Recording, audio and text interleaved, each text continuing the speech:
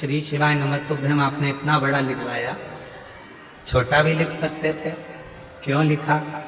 तो सागर खंडेलवाल जी कहते हैं, गुरु जी आता जाता व्यक्ति, चाहे वो जीव हो, जंतु हो, पशु हो, पक्षी हो, चाहे मनुष्य हो, किसी भी रूप में अगर श्री शिवाय नमस्तुभ्यम देखेगा तो वो तर जाएगा, इसलिए उसका विशालतम स्वरूप मैंने अंकित किया। विशाल, मैं धन्यवाद देता हूँ आपको, बहुत बहुत सारा। बैठिए। एक मंत्र, एक जप, एक साधना, एक आराधना जब हम मूल रूप से ग्रहण करते हैं, मूलतः के साथ जब हम उसको भजते हैं तो वो हमें सुख देता है, हमें आनंद देता है।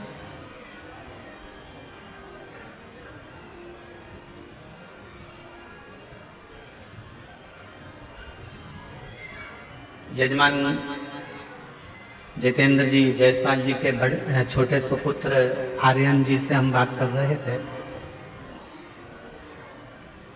जितेंद्र जी, तो आर्यन से हमने पूछा कि इस क्षेत्र में इतना विशालतम कभी कोई कथा, कोई सत्संग आपके यहाँ हुआ है? तो आर्यन जी बोल रहे थे कि गुरुजी वो तो बाबा की कृपा है और भोलेनाथ जी ने इस कथा को करवाया, हमको ही नहीं मालूम पड़ रहा कि कैसे कथा चल रही है और कैसे शिव भक्त इसको श्रवण है। आर्यन साधुवाद है आपको इस चीज के।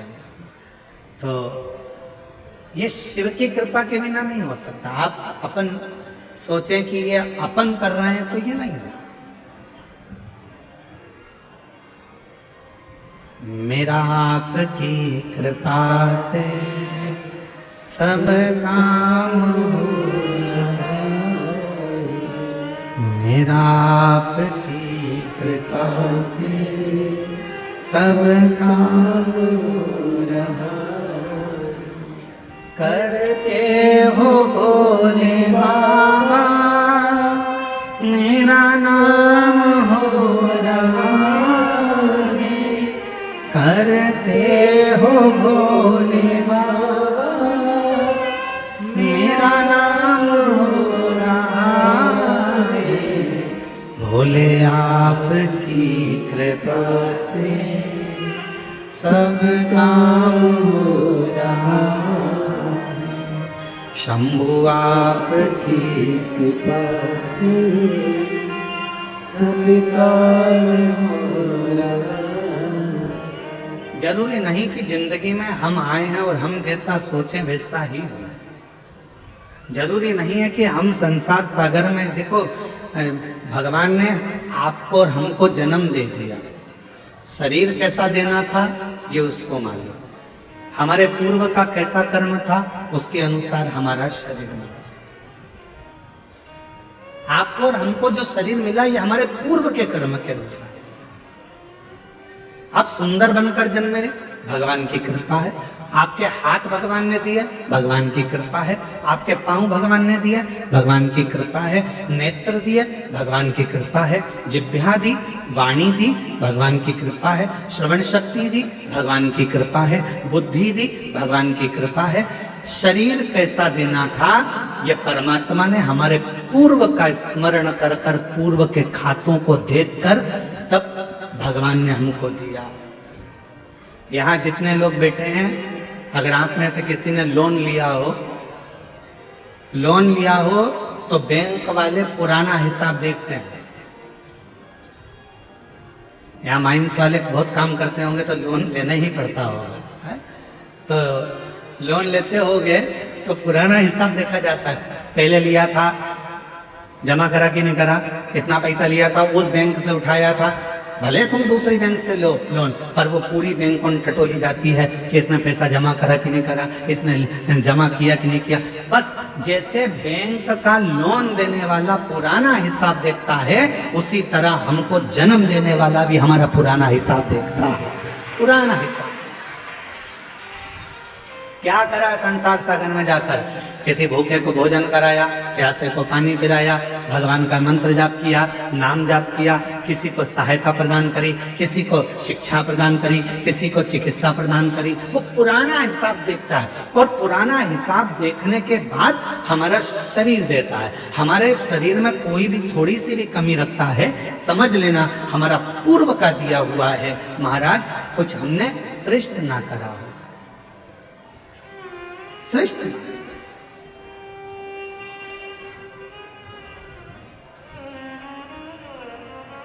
धृतराष्ट्र नेत्र नहीं है। एक बार भगवान द्वारकानाथ से धृतराष्ट्र ने पूछ लिया, क्या बता सकते हो कि मेरे नेत्र क्यों नहीं है?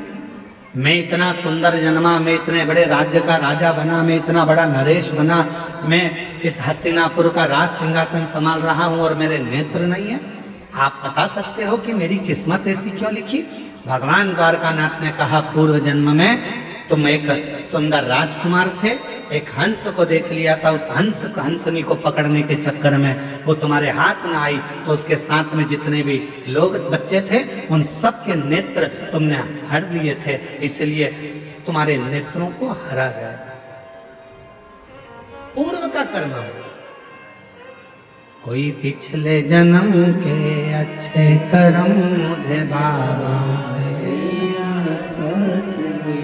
कोई पिछले जन्म के अच्छे कर्म मुझे बाबा तेरा साथ मिला। जहाँ सारी दुनिया झुकती है, जहाँ सारी दुनिया झुकती है, मुझे वो आली दरबार मिला, दरबार मिला। कोई पिछले जन्म के अच्छे कर्म मुझे बाबा तेरा साथ मिला। पूर्व का हमारा कोई अच्छा पुण्य होगा, अच्छे हाथ पैर दे दिए। पूर्व का हमारा कोई पुण्य होगा, बोलने के लिए वाणी दे दी। पूर्व का अच्छा पुण्य होगा, देखने के लिए नेत्र दे दिए महाराज। और भगवान ने सब कुछ दिया, पूर्व का पुण्य। और फिर याद रखो, हमारे और आपके पिछले जन्म का कोई अच्छा कर्म होगा जो शिव महापुराण की कथा कच्चे गांव में दे दी, ये पुण्य है।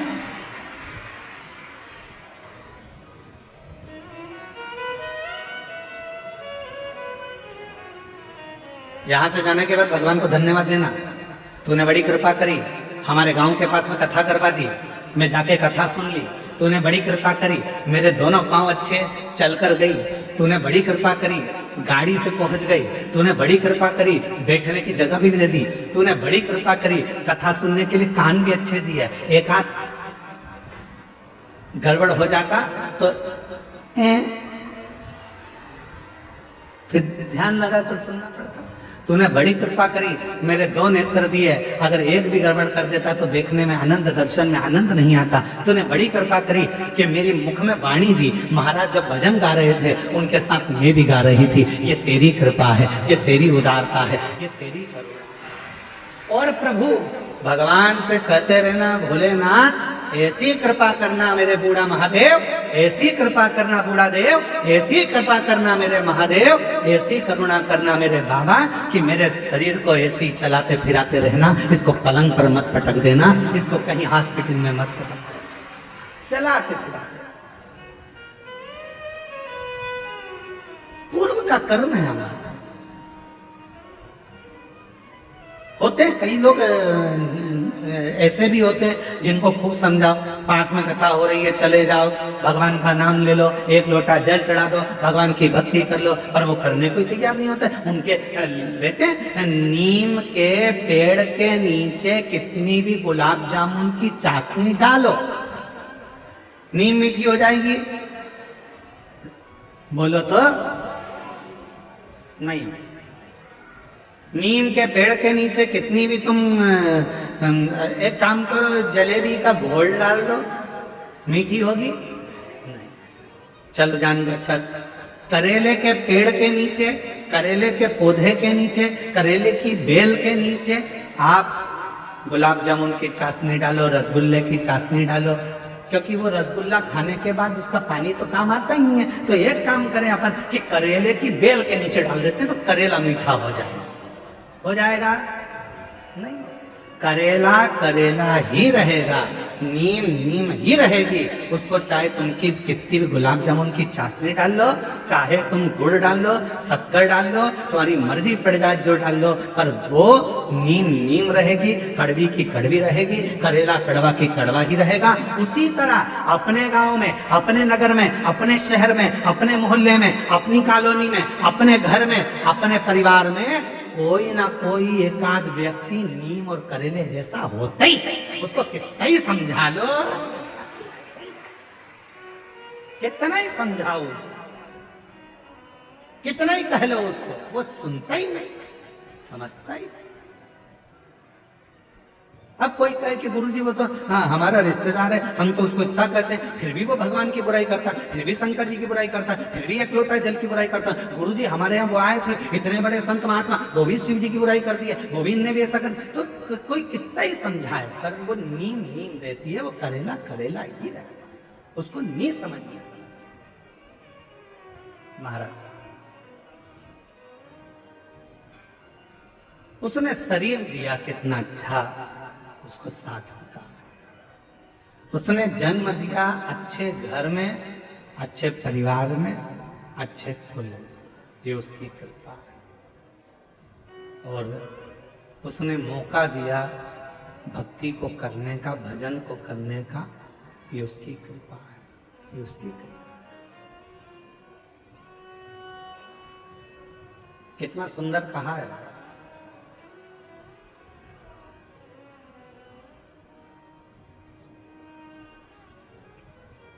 एक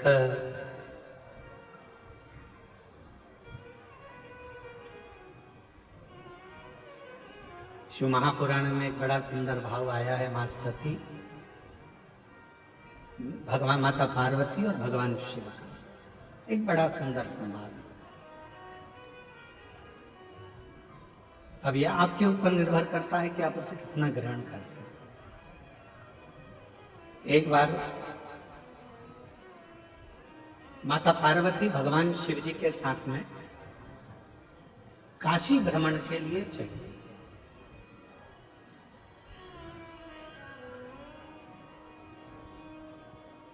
नंदी पर बैठकर मां पार्वती जी बाबा भोलेनाथ जी के साथ चली।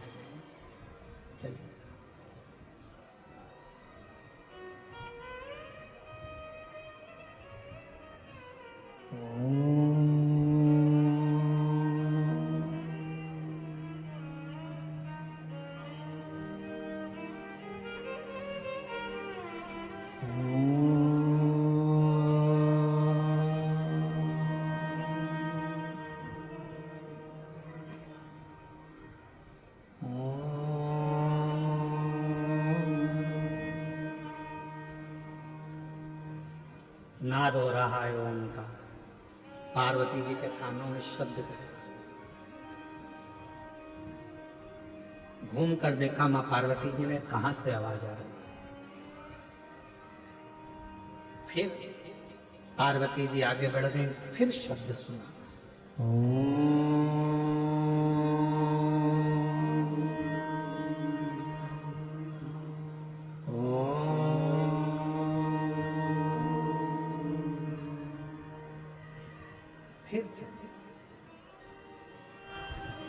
पार्वती जी ने नंदी को रोका, नंदी रुको,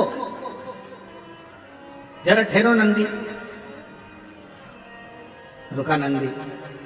शिव जी ने पूछा, पार्वती क्या बात है, तुमने नंदी को क्यों रोका है?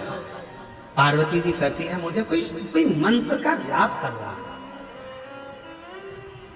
कोई मंत्र बज रहा है,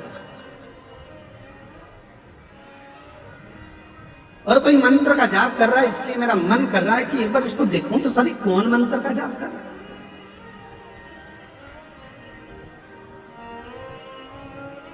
सब दूर मां जगत जननी माता पार्वती ने भ्रमण किया, जपने वाला नहीं मिला।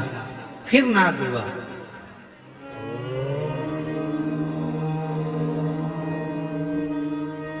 आप भी बोलो साथ में, लंबा स्वर बनाकर ओम का उच्चारण करने से नेत्र की ज्योति बढ़ती है। लंबा उच्चारण करने से, ओम का नाद करने से बुद्धि में एक अंदर कंपन उत्पन्न होता है। उससे पैरालिसिस की बीमारी, लकवे की बीमारी नहीं होती है। ओम का लंबा उच्चारण करने से अगर शरीर में, हाथ पैर में कंपन होता है, चाय का कप या अपनी उंगलियां या हाथ कांपने लगते हैं, तो वो कंपन दूर होता है। आप भी साथ में बोलिएगा, लंबा उच्चारण करना, ओम।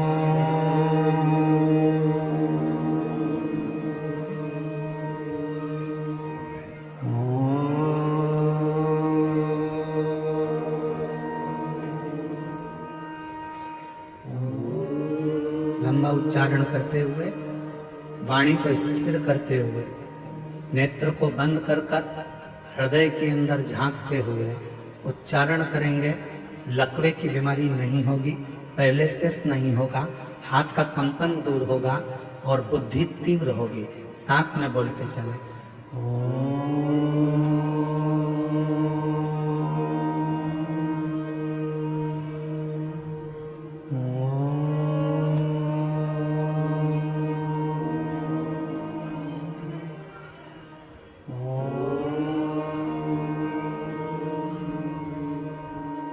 पार्वती जी का ध्यान गया, कोई दिख नहीं, कुछ नहीं दिखा। आपने जब ओम का नाद किया होगा, नेत्र बंद कर आपको ऐसा लगा होगा हमारे दिमाग में कुछ बारीक सा कीड़ा चल रहा है, कोई प्रवेश कर रहा है। वो शिव तत्व है, वो शंकर है, मां ढूंढ रही है, कोई दिखता नहीं है। शिवजी कहने लगे, पार्वती चलो। कहा तुम यहां वहां ढूंढ रही हो, किसको खोज रही हो? शिव महापुराण की कथा में वर्णन आता है कि शंकर भगवान की कथा के अंदर बैठकर या पूरे संसार में, ब्रह्मांड में कोई भगवान शंकर के ओम नाद को, पंचाक्षर मंत्र नमः शिवाय को, षडाक्षर मंत्र ओम नमः शिवाय को या श्री शिवाय नमस्तुभ्यम का संसार में कोई भी उच्चारण करता है, उसको मां पार्वती ढूंढ कर ही रहती है और उसे वर देकर ही रहती है।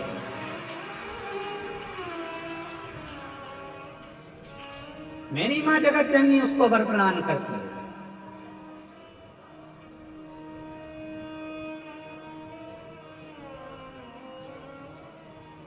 कितना सुंदर कहा है काली पुराण में। मां काली पुराण में एक वर्णन आता है, जब रक्त बीज को मारने का समय आता है तो मां काली पुराण में वर्णन आता है कि मां आद्य शक्ति से पूछा गया, ये इतने विकराल असुर हैं, राक्षस हैं, इनका संहार तुम्हें करना है तो तुम इनको कैसे मार सकती हो? तो मां आद्य शक्ति, काली पुराण में वर्णन आता है कि मां आद्य शक्ति ने कहा, जब मैं किसी एक मंत्र को पकड़ लेती हूं और उस मंत्र का बार बार उच्चारण करती हूं तो वो मंत्र मुझे अंदर से शक्ति प्रदान करता है और रक्त बीज जैसे राक्षस तो यूं ही मर जाते हैं, असुर संहार हो जाता है।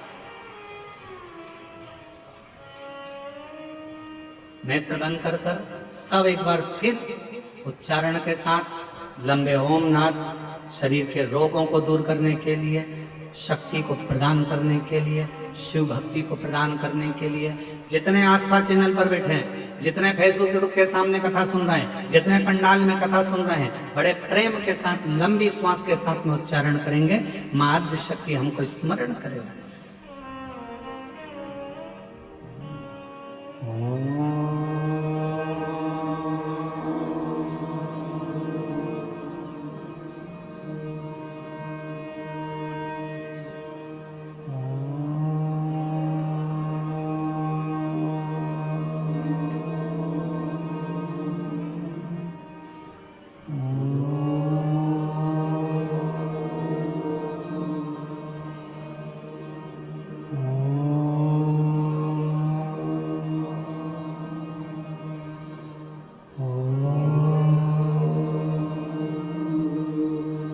धीरे धीरे अपने नेत्रों को खोलें, शिव नाम का स्मरण सुख प्रदान कर,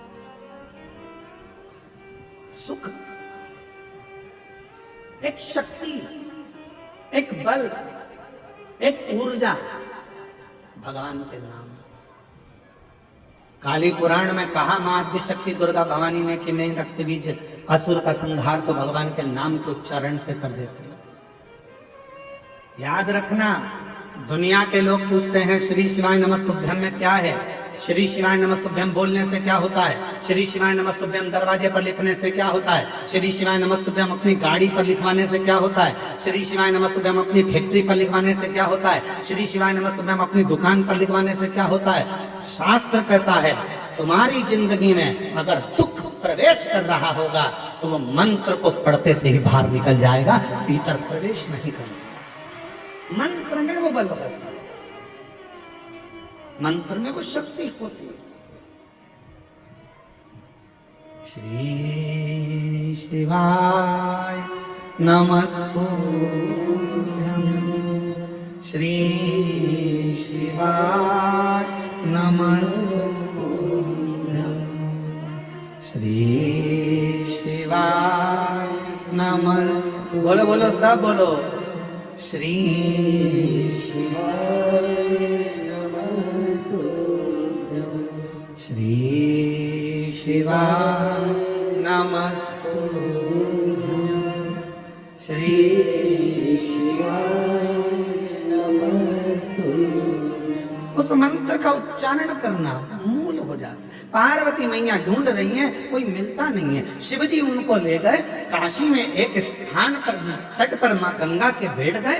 शंकर भगवान को नमन कर कर मां पार्वती जी वहां से चल दी और पार्वती मैया भ्रमण करने के लिए गई, ढूंढने के लिए गई। जो मंत्र जप रहा था, जो मंत्र का उच्चारण कर रहा था, जो मंत्र को पढ़ रहा था, वो कौन है, कहाँ है, दिखता नहीं है। मां उस पार्वती मैया उस काशी खंड के अंदर, मां काशी की नगरी में उस जीव को ढूंढ रही हैं, जो उच्चारण कर रहा है, जो जप रहा है, मंत्र का उच्चारण कर रहा है। और तभी पार्वती मैया भ्रमण करने के लिए निकली। ढूंढते ढूंढते ढूंढते ढूंढते मां आद्य शक्ति, मां जगत जननी, मां पार्वती जी उस व्यक्ति को देख, वो मिल गया। जो मंत्र का जाप कर रहा था वो मिल गया, जो मंत्र का उच्चारण कर रहा था वो प्राप्त हो गया, जो मंत्र को भज रहा था मिल गया।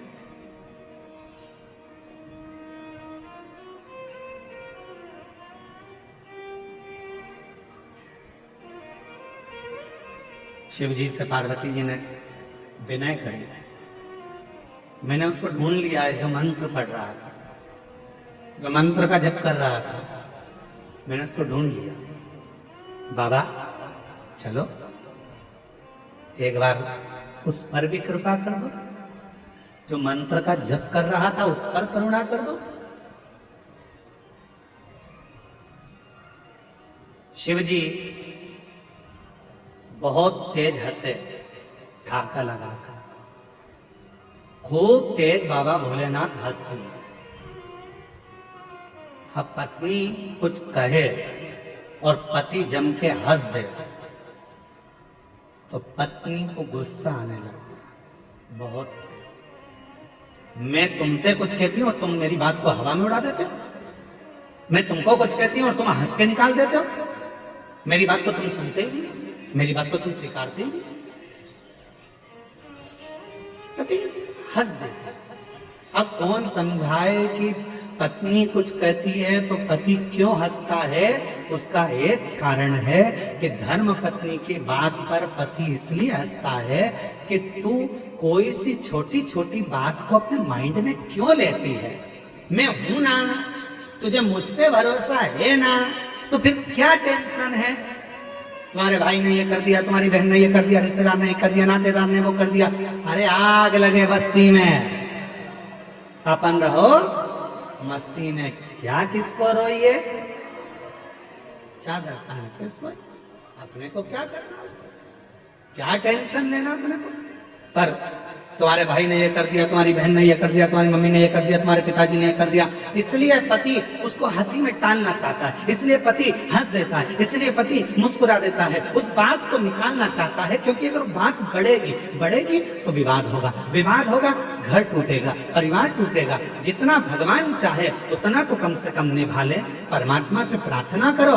आज के जमाने में भाई भाई, बहन बहन, देवरानी जेठानी, नाते रिश्ते निभते नहीं है। आज के जमाने में लोग मित्र बनाते हैं, उनको निभाने का प्रयास करते हैं। किसी से स्नेह कर लेते हैं, उसको निभाने का प्रयास करते हैं। ईमानदारी से बोलो, जब भाई नहीं निभ रहा, बहन नहीं निभ रही, परिवार नहीं निभ रहा, तो कितने भी रिश्ते बना लो वो कभी निभ नहीं सकते। जो आपस के नहीं निभ रहा है वो दूसरे के क्या नहीं निभ। प्रेम की प्राथमिकता।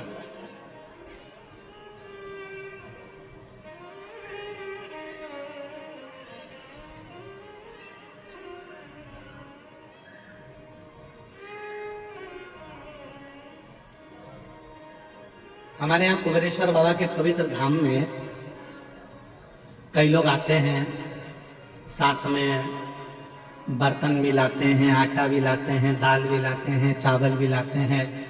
और पीछे बेलपत्री की जहाँ वाटिका है, वहाँ जहाँ वट वृक्ष है, वहाँ कहीं पर भी बैठकर अपना भोजन बनाते हैं, पाते हैं, परिवार के साथ बैठकर भोजन करते हैं। उनको देखकर हमें बड़ी प्रसन्नता होती। हम कई लोगों से मिलने भी जाते हैं, वहां पर अगर सीहोर रहते हैं तो हम उनके पास जाते हैं, बोलते हैं भगवान बड़ी कृपा करा है आप पर कि कम से कम आज आपका पूरा परिवार बाबा के धाम में बैठकर भोजन तो कर रहा है। इससे बढ़कर सुख और क्या हो सकता है। निवेदन है, अगर सनातन धर्म को मजबूत करना है, भारत की भूमि पर सनातन धर्म की मजबूती चाहते हो, तो अपने घर में एक नियम बनाओ, हफ्ते में कम से कम एक दिन पूरे परिवार के साथ मिलकर भोजन करने का प्रयास करो। तो धीरे धीरे वो कुटुंब जब एक साथ जुड़ेगा, वो परिवार एक साथ जुड़ेगा, जब कुटुंब हमारा जुड़ना चालू होगा तो फिर हम पर कोई आक्रमण नहीं कर सकता, आक्रमण नहीं कर सकता।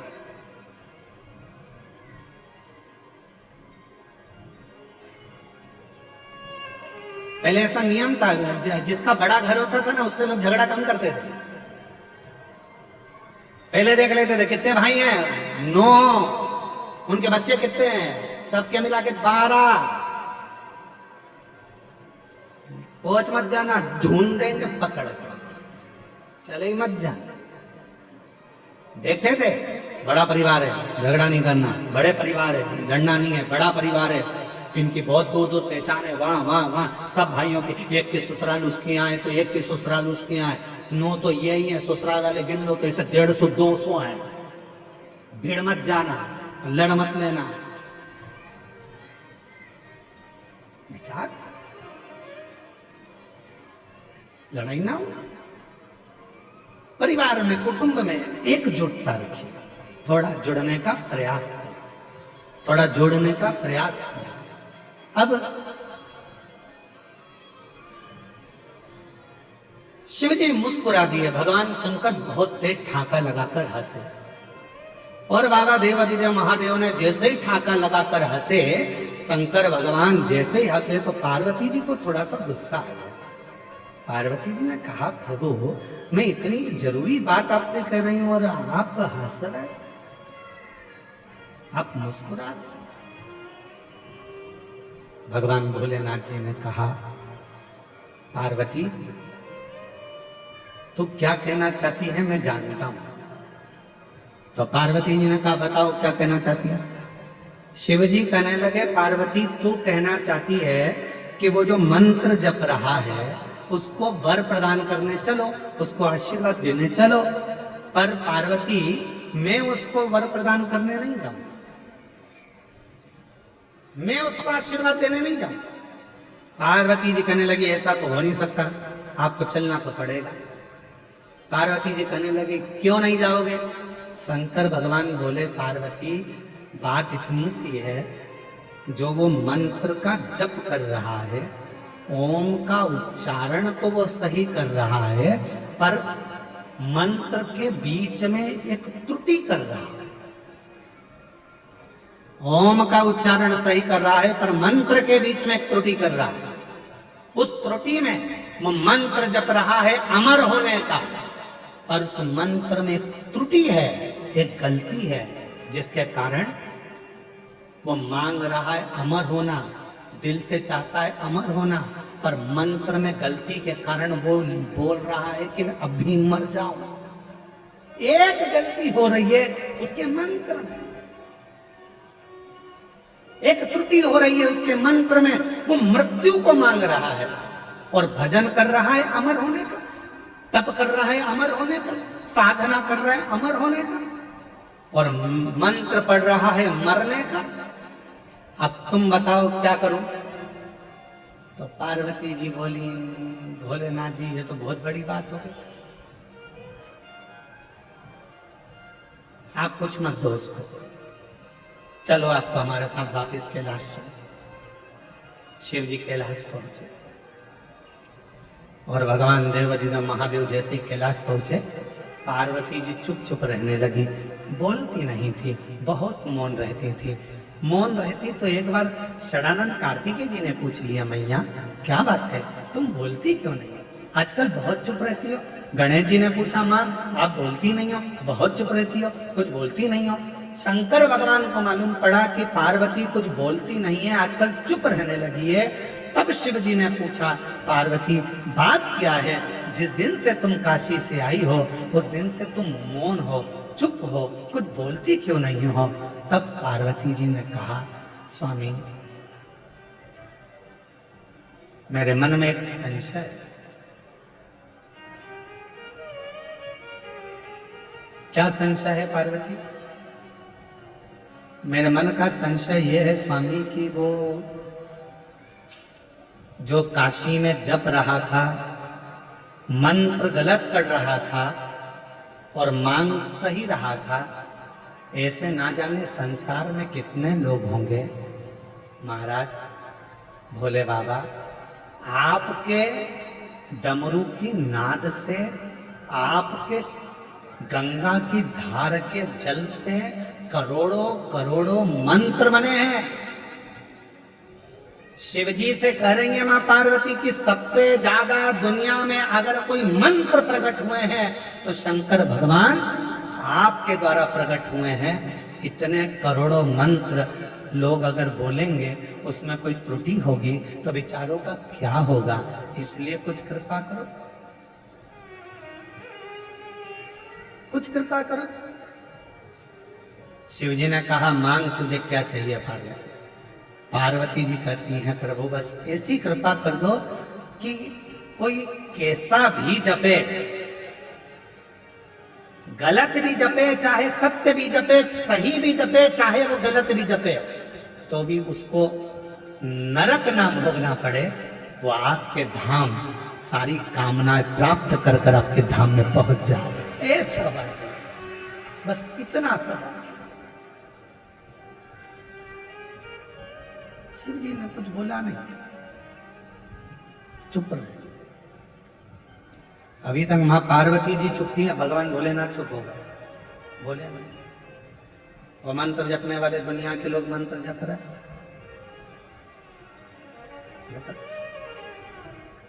ओम नमः शिवाय, ओम नमः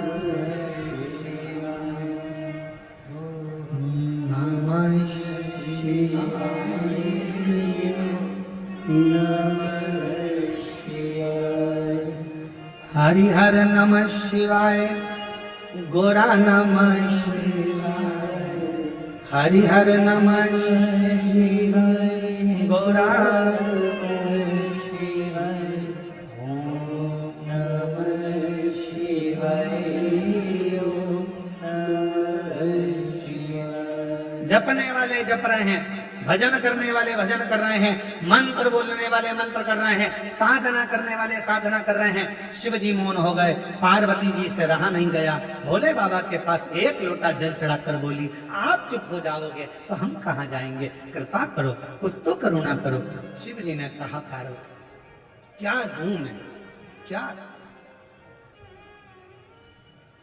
क्या? बस कृपा कर दो, थोड़ी सी।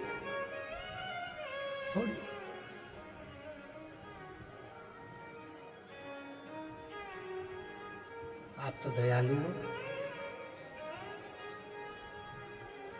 पार्वती जी ने कहा, मैंने मेरे पिता हिमालय राज के मुख से सुना था, शंकर भगवान के शिवलिंग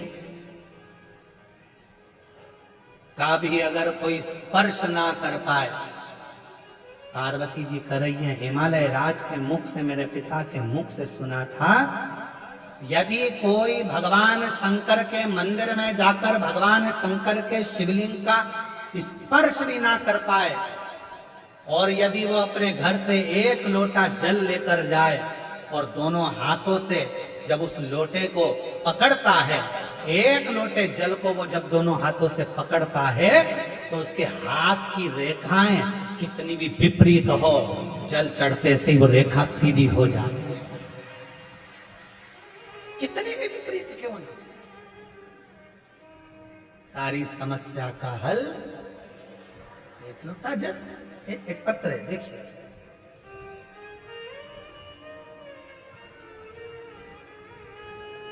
रेखा कैसे सीधी होती है उसको इस पत्र में देखिएगा, ठीक है। जरा ध्यान देना पत्र को, और एलईडी पर भी इस पत्र को पढ़ाएंगे, आप लोग पढ़ना। आस्था चैनल पे एलईडी पर नहीं चल रहा, पत्र चल रहा है, एलईडी पे चलेगा। मैं ललिता बाई साहू, ग्राम संबलपुर, पत्र को आप लोग आस्था चैनल पे भी पढ़ सकते हो, बड़े ध्यान से पत्र का स्मरण करिएगा। कहीं बैठी हो, मैं ललिता बाई साहू, ग्राम संबलपुर, जिला कांकेर, छत्तीसगढ़ की रहने वाली हूं। कहीं बैठी हो तो हाथ हिला सकती हैं, अगर कहीं बैठी हो तो हाथ हिला सकती हैं। हाथ हिलाओ एक बार, हाँ दिख गए हो, आ जाओ, एक बेलपत्र ले जाना, आ जाइए, धीरे धीरे आओ। मैं ललिता बाई साहू, ग्राम संबलपुर, जिला कांकेर, छत्तीसगढ़ की रहने वाली हूँ। मेरे गले में गठान हो गया था, जिसे मैंने धमतरी की हॉस्पिटल में दिखाने के बाद उन्होंने कहा कि ये कैंसर हो सकता है। बोलकर हम रायपुर चले गए, और रायपुर में जाकर रायपुर में भेजा गया, जहां मैंने कान के पास में से टुकड़ा निकाला गया, छोटा सा ऑपरेशन कर कान के पास से टुकड़ा निकालकर उसे मुंबई भेजा गया, जिसमें चेक कराया गया तो कैंसर की पुष्टि हो गई कि मुझे कैंसर बताया गया। अब करूं तो करूं क्या? डॉक्टरों ने कहा कि इस कैंसर की जांच हो गई है, गठान को निकालना पड़ेगा, खर्चा आएगा लगभग 60,000 रुपए का बोला गया। मेरे पास पैसा नहीं था, क्या करता, करे तो करे क्या? तब किसी के कहने पर बाबा देवाधिदेव महादेव पर जल चढ़ाना प्रारंभ करा और भगवान भोलेनाथ पर